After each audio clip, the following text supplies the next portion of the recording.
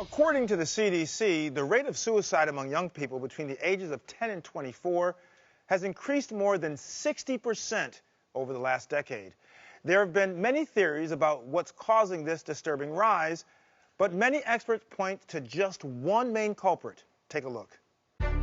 Social media has such a detriment to teens nowadays and our mental health that I don't think people take serious enough. I definitely have seen a difference from before that I used social media to after that I started using social media. If we delete social media, we feel like we're missing out on everything. Because it is a drug. You get a high. You go to a party nowadays, and I would say 75% of the kids at the party are on their phones. Kids don't live in our moment anymore. In my personal experience, I've suffered from anxiety, depression, and just so much toxicity. You see kids who are going to rehab. You see kids who are falling prey to eating disorders and seeking help, or maybe not having access to help. Am I basing my worth as a person on how many likes I've gotten on a picture?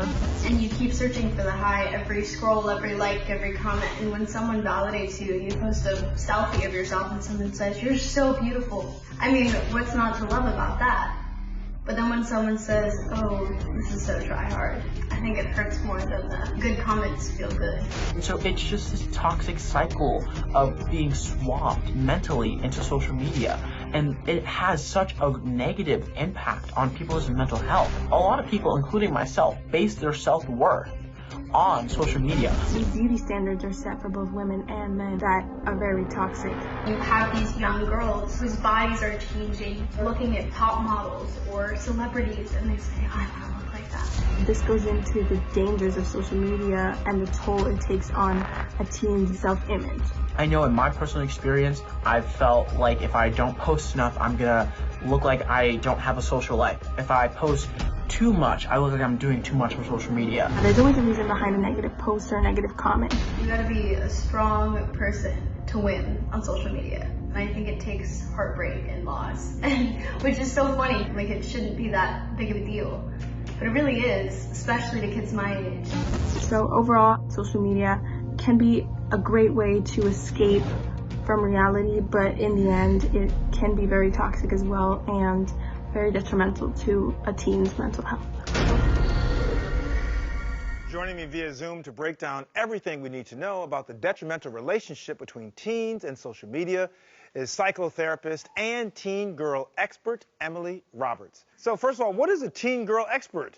It means I work with a lot of teenage girls and young women, young adults, and I understand the teen brain, something that we all need to pay a little bit more attention to these days, especially when it comes to social media. 100%. And I'm a big fan of it because I need to pay attention also. I have the same situation. You know, kids are online all the time these days. It's skyrocketed. But there are dangers in all this increased usage. There's a lot of danger. When we think about the developing mind of a teenager, we got to remember that they may look like little adults, but they're not yet. Their brains are still developing, which means they are more likely to have more impulsivity. More gray matter, as you know, means that we're not fully developed yet. The frontal lobe isn't even developed until we're 26. You can't rent a car yet, but we're giving people devices in which they can potentially ruin their lives. Many kids are struggling emotionally from social media. There's pressure, there are beefs, there's, trying to live up to other standards. Are teens able to fully recognize how these platforms can be dangerous to them? I think teens and many adults don't realize the impact that this has over their future selves. Oftentimes we are so hijacked by the exciting stuff that we see online that we can't necessarily think about the consequences, especially with that developing brain, when we're not able to pause, reflect, and say, is this going to feel good tomorrow or even in 30 minutes? We're not going to be in control of the device. The device will actually be in control of us. And then we have regret, shame, guilt. And that's why these many teenagers and young adults are struggling right now, because they're acting out of impulse rather than out of mindfulness.